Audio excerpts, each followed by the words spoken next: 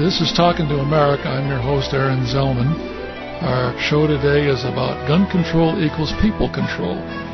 We have an expert in that area. He's Bill Tonso, retired University of Evansville Sociology Professor.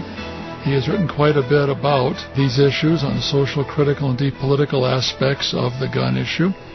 His recent book is what we'll be talking about today. It's called Gun Control Equals People Control. And it's a collection of 11 of his gun issue essays that have been originally published over the past 20 years in such periodicals as Reason, Liberty Chronicles, and Gun Week. Well, Bill, to begin with, why don't we tell people how to get the book, and then we can get into all the fun stuff. You can get it through the publisher, Author House. That's spelled one word, at authorhouse.com, or you can call them at toll-free 888-280-7715. And from Author House, it's $11.50 plus postage. And you can also order it through any of the major bookstores, Borders, Barnes & Noble, Books A Million, and so on, or Amazon. There it'll run probably around $13.50. All right. Now we got the business out of the way. Now we can have some fun. Mm-hmm. Tell me, what prompted you to reach back over a 20-year period and pull these particular articles and essays out and put them together under one cover and within your book, Gun Control Equals People Control? Well, I've been writing about the gun issue since about 1969. I had done my PhD dissertation on not on gun control, but on the interest in firearms.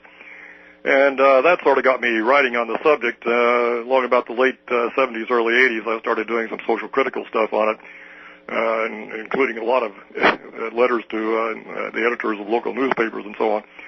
But of those essays that I wrote, as I look back over them, some of them were sort of my favorites, and it sort of seemed that if I didn't pay attention to publication dates and just hooked them together in a certain way, that they sort of flowed one to the other, and connected some aspects of the media treatment of the gun issue, popular cultural treatment of the gun issue, and people control, sort of tied them all together. And these were things that most were very seldom touched on by scholars dealing with the issue, and never touched on by the media.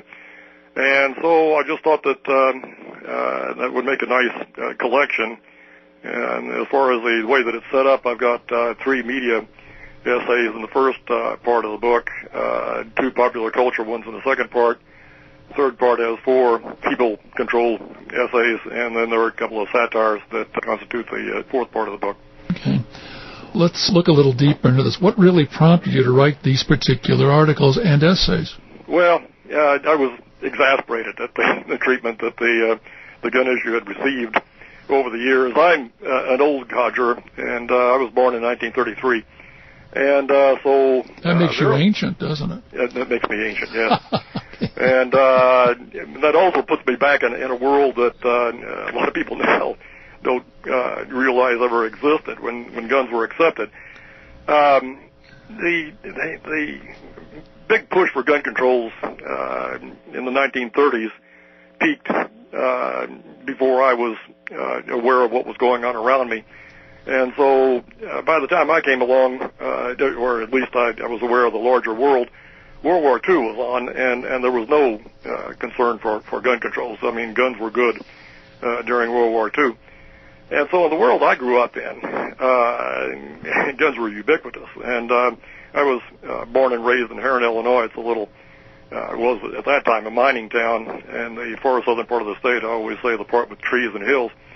And it had been a very wild place. It made Tombstone look rather tame in the 1920s. By the time I came along in the 30s, it was very peaceful, but there were guns all over the place. And my dad had a lot of guns. Almost all of our male friends and relatives had guns. And some of the earliest memories I had were dealing with guns.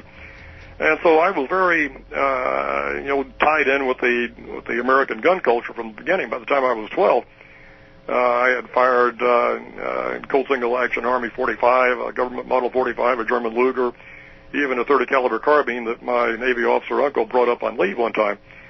And so guns were just, part of my world, my everyday activity, and so on.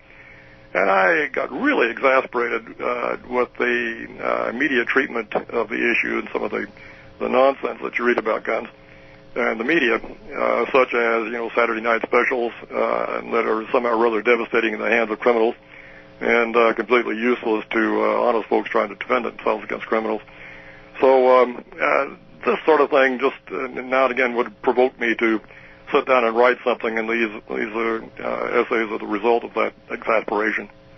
I think some of our listeners who have not been around that many years would just really like to know what it was like in the good old days, if we can call it that, before the push for gun control was revived in the 1960s.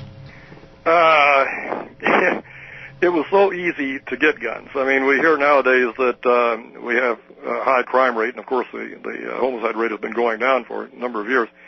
But even now, it's just getting down to the point where it was prior to the passage of the Gun Control Act of 1968. Actually, the homicide rate was lower before the passage of that act.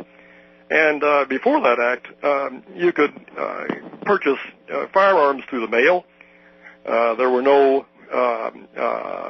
federal restrictions, at least, on age, the purchase of firearms.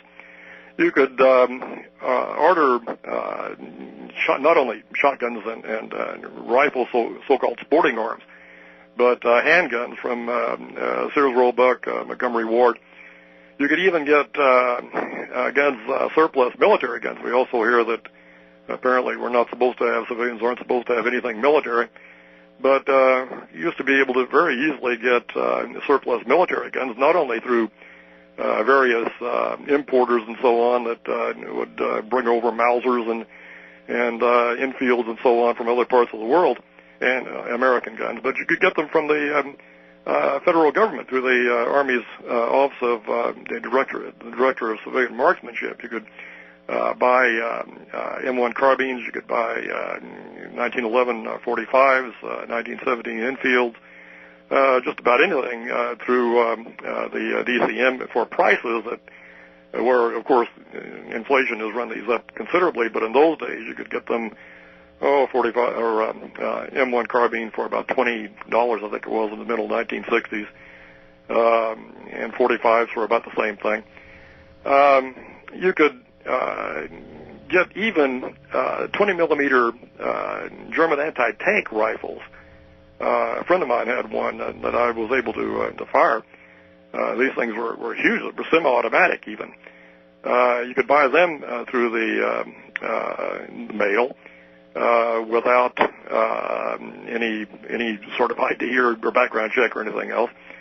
And I saw one. I was looking up some of these things last night. I saw one. I think it was a Finnish 20 millimeter anti-tank rifle that could be had for something like $99 and some cents. So the guns were very, very easy to get.